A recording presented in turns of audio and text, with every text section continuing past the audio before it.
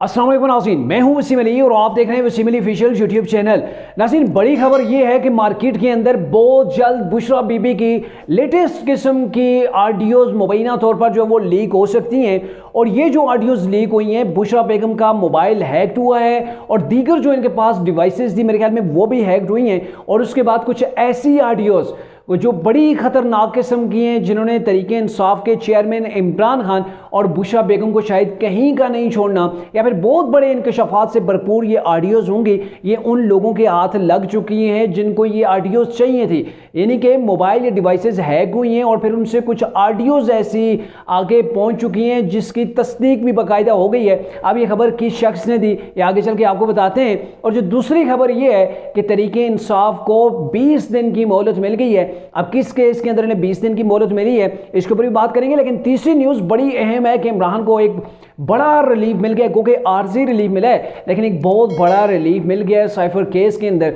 अब लोग ये सोच रहे हैं कि क्या तरीके इंसाफ के चेयरमैन इमरान खान को साइफर के अंदर जल्दी जमानत मिल जाएगी या फिर उनका केस ही खत्म हो जाएगा। क्या अपडेट है वो आपके साथ डिस्कस करते हैं। लेकिन उससे पहले मेरी आपसे होगी गुजारिश कि अगर आपने अभी तक हमारे चैनल को सब्सक्राइब नहीं किया तो काइंडली अभी हमारे चैनल को सब्सक्राइब कर लें, बेल आइकन को जरूर प्रेस कीजिएगा। नाज़रीन, सबसे पहले बुशरा बेगम के हवाले से खबर जो है वो शायद आप भी सोच रहे होंगे कि कैसे मोबाइल हैक हो गया और ये खबर किस शख्स ने ब्रेक की। तो बेसिकली आपको बताएं कि बुशरा बेगम की ऑडियोज़ वाकई में ऐसी हैं कि जो बड़ी ख़तरनाक हैं। अब इन ऑडियो के अंदर जो तासर दिया जा रहा है कि बड़ी शर्मनाक किस्म की हैं। जो बुशरा बेगम के मोबाइल हैक हुआ उससे जो आगे ऑडियोज़ रिकॉर्ड की गई, आगे जो उन्होंने मुतल्लिका लोगों ने निकाल ली, वो ऑडियोज़ जब पब्लिक हो जाएंगी तो एक शर्मिंदगी का बास होगा इमरान खान के लिए और बुशरा बेगम के लिए। और ये खबर जो ब्रेक की है, मोनीब फारूक सीनियर साफ़ी हैं, अपने यूट्यूब के ऊपर उनका चैनल भी है, तो उन्होंने ये खबर ब्रेक की। अब ये तफसील नहीं बताई कि इस ऑडियोज़ के अंदर मज़ीद क्या है, जस्ट इतनी इंफॉर्मेशन सामने आई है कि ऑडियोज़ ऐसी मौजूद हैं, उनकी बाकायदा तस्दीक भी हो चुकी है। और ये ऑडियोज़ कहीं किसी से बात करते हुए नहीं, बल्कि बुशरा बेगम के मोबाइल हैक होने की या फिर उनके पास जो अदर डिवाइसेस हैं उनके हैक होने के बाद जब वो डेटा निकाला गया है, तो आप कह सकते हैं कि आने वाले दिनों के अंदर तरीके इंसाफ को या फिर तरीके इंसाफ के चेयरमैन इमरान खान को और बुशरा बेगम को बड़ी शर्मिंदगी उठाना पड़ सकती है। और वैसे भी आपको पता है आजकल जो इंटरव्यूज़ आ रहे हैं, जैसे बुशरा बेगम के खिलाफ, इमरान के खिलाफ, जो खावर मानिका जो कि एक्स हस्बैंड हैं बुशरा बेगम के, उनका जो इंटरव्यू आया उसके बाद जो कुछ उन्होंने इनके शफात किए हैं,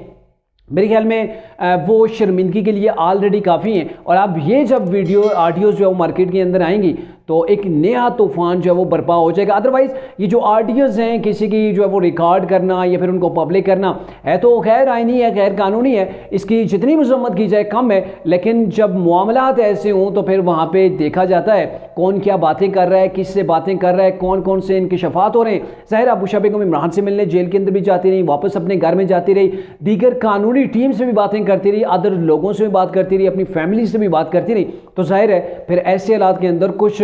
बड़ी जो वो तगड़ी किस्म की जो है वो इंफॉर्मेशन निकाली हो गई जिसके लिए उनका मोबाइल या उनकी डिवाइसेज जो है वो हैक की गई हैं। तो आने वाले दिनों के अंदर मतलब बुशरा बेगम की ये ऑडियोज़, जैसे पहले उनकी ऑडियोज़ लीक हुई थी, ऐसे अब इनकी ये ऑडियो भी जो है वो पब्लिक होने जा रही हैं। आते हैं जी दूसरी खबर के ऊपर कि तरीके इंसाफ को किस केस के अंदर 20 दिन का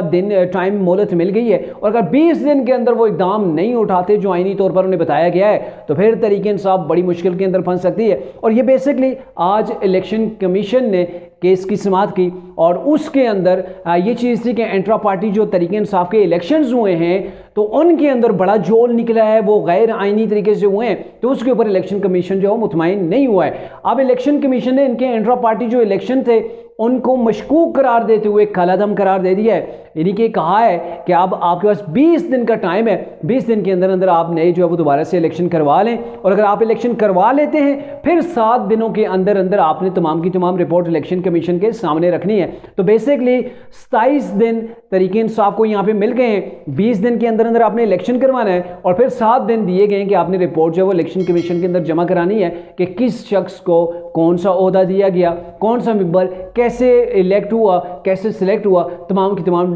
तफसीलात जो है वो आपने इलेक्शन कमीशन के अंदर जमा करवानी है। अगर तरीके इंसाफ ये काम करवाने में नाकाम हो जाती है, पहले जैसे इंट्रा पार्टी उन्होंने इलेक्शन करवाया उसके अंदर जोल थे, वो आईनी तौर पर पूरे जो है वो उन चीज़ों के ऊपर नहीं उतर रहे थे, तो इस वजह से इलेक्शन कमीशन ने उन्हें उड़ा के रख दिया। और अब ये है कि अगर ये इलेक्शन नहीं करवाते या फिर इलेक्शन करवाने के अंदर कामयाब नहीं होते या फिर दोबारा से गैर आइनी तौर पर या फिर इलेक्शन कमीशन उनको मुतमईन नहीं कर पाते तो फिर तहरीक इंसाफ से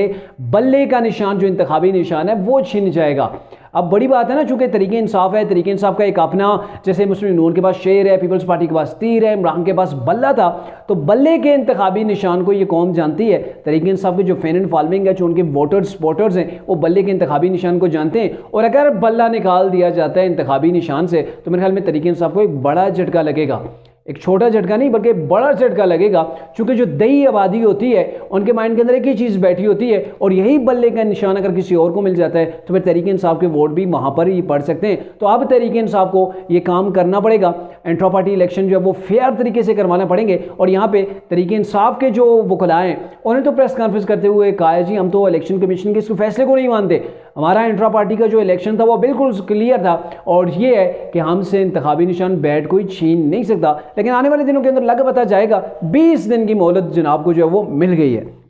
अब आते हैं जी जो तीसरी खबर है,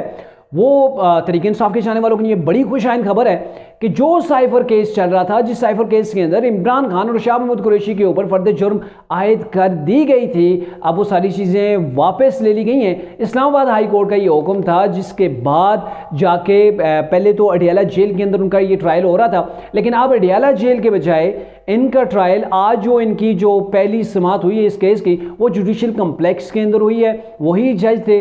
जज अबुल असनाद मोहम्मद जुल्करनैन, जो कि स्पेशल अदालत के जज हैं, ऑफिशियल सीक्रेट एक्ट के तहत जो अदालत कायम की गई थी। तो उन्होंने आज के केस की जो वो प्रोसीडिंग की है, और उन्होंने इमरान खान को जो है वो तलब कर लिया है 28 नवंबर को। इमरान खान को भी और शाह महमूद कुरैशी को भी, और तहरीक इंसाफ मैंने पहले भी कई व्लॉग्स के अंदर ये कहा था कि वो चाहते हैं कि इमरान खान अडियाला जेल से बाहर आएँ, उनका इंटरेक्शन पब्लिक के साथ हो, कोर्ट के अंदर हूँ, कोर्ट के अंदर जब हूँ तो वहाँ पे मीडिया मौजूद हो, तो ये चाह रहे थे। तो तहरीक इंसाफ की एक बड़ी जो है वो कामयाबी है, और इससे बड़ी कामयाबी उनके वो ये मिल गई है कि थोड़ा सा उन्हें टाइम के अंदर जो है वो एक्सटेंशन मिल गई। एक्सटेंशन ऐसे कि जो इस केसेस के ऊपर जो समाअत हुई थी 29 अगस्त के बाद या 29 अगस्त के बाद जितनी भी समाअत हुई थी वो सारी की सारी इस्लामाबाद हाई कोर्ट ने कालादम करार दे दी है। ये नहीं कि जो तहरीक इंसाफ के ऊपर फर्द जुर्म तहरीक इंसाफ के चेयरमैन और शाह महमूद कुरैशी के ऊपर हुई थी वो भी अब ख़त्म हो गई है तकरीबन, और ये होगा कि 29 और 29 अगस्त के बाद का जो टाइम है, जितनी भी समातें उसके ऊपर हुई हैं वो दोबारा से होंगी, नए सिरे से जो है वो इसके ऊपर जो वो देखा जाएगा इस केस को। लेकिन ये है कि यहाँ पर लोग समझ रहे हैं कि शायद तहरीक इंसाफ के जो चेयरमैन है वो साइफर केस के अंदर बरी हो जाएंगे या फिर उन्हें जमानत मिल जाएगी। तो इतना आसान नहीं है। वही जज है जिसने पहले तहरीक इंसाफ के चेयरमैन के ऊपर फर्द जुर्म आयद की थी, उनके ट्रायल को स्पीडी जो है वो आगे बढ़ाया था, और ऊपर से इस्लामाबाद हाई कोर्ट का ये हुक्म है कि 4 हफ्तों के अंदर अंदर आपने साइफर केस को निपटा देना है और रिपोर्ट जो है वो आपने जमा करवानी है। तो इट्स मीन कि सिर्फ तहरीक इंसाफ को 15-20 दिन का टाइम मिल गया है। उसके अंदर ये होगा कि दोबारा से उनके केसेस की समाअत होगी, जो गवाह पेश किए गए थे मेरे ख्याल में दोबारा से होंगे, फर्द जुर्म का जो काम है वो भी दोबारा से हो जाएगा। लेकिन तहरीक इंसाफ के चेयरमैन को इतनी जल्दी खलासी नहीं मिलने वाली। ये साइफर केस है जिसके अंदर ठोस एविडेंस है। ठोस से मुराद जिस शख्स ने ये साइफर लिखा उसने बजाते खुद जो है वो इमरान के खिलाफ 161 के तहत जो है वो गवाही दे दी है, और जो इनके प्रिंसिपल सेक्रेटरी थे वो तो वादा मुआफ गवाह है, और इनके अलावा 27 से 28 ऐसे लोग हैं जो तहरीक इंसाफ के चेयरमैन इमरान के खिलाफ गवाह हैं साइफर केस के अंदर। और सबसे बड़ी गवाही तहरीक इंसाफ के जो चेयरमैन उनकी अपनी आडियोज़ हैं जिसके अंदर वो सारी वो गेम खेल रहे होते हैं कि कैसे हमने खेलना है। और इसके अलावा उन्होंने साइफर जो लहराया था वो मीडिया के ऊपर ऑन द रिकॉर्ड चीज़ें मौजूद हैं। तो इन तमाम चीज़ों की मौजूदगी के अंदर इमरान का बचना इतना आसान नहीं है। और साइफर केस के अंदर जो ये चीज़ें हैं, वो जो केसेस है इतना तगड़ा, इतना मजबूत है कि इसके अंदर ऑफिशियल सीक्रेट एक्ट की जो है वो खिलाफवर्जी की गई है, और इसके तहत जो उसकी शेक नंबर 5 है उसके तहत ये होगा कि तहरीक इंसाफ के चेयरमैन को कम से कम 2 से 3 साल सजा और ज़्यादा से ज़्यादा उम्र कैद या 14 साल जिसे आप कैद कहते हैं वो हो सकती है। और इससे भी ज़्यादा अगर सज़ा बनती है तो ऑफिशियल सीक्रेट एक्ट के तहत इस्लामाबाद हाई कोर्ट ने बताया था कि इमरान खान के ऊपर संगीन किस्म के इल्ज़ामात हैं और उनकी सज़ा उम्र कैद या फिर सज़ाए मौत हो सकती है। तो जो लोग ये खुश हो रहे हैं या फिर खुशियाँ मना रहे हैं, मेरे ख्याल में उनकी खुशियाँ इतनी ज़्यादा टाइम जो वो टिकने वाली नहीं है, क्योंकि इमरान खान को सिर्फ इतना रिलीफ मिला है कि 29 अगस्त के बाद जो प्रोसीडिंग्स हुई थी वो ख़त्म हो गई हैं, वो कलादम हो गई हैं। अब ये होगा कि 29 अगस्त से जो वो ट्रायल दोबारा से शुरू हो जाएगा, लेकिन इमरान खान को यहाँ पे इतनी जल्दी रिलीफ मिलने वाला नहीं है।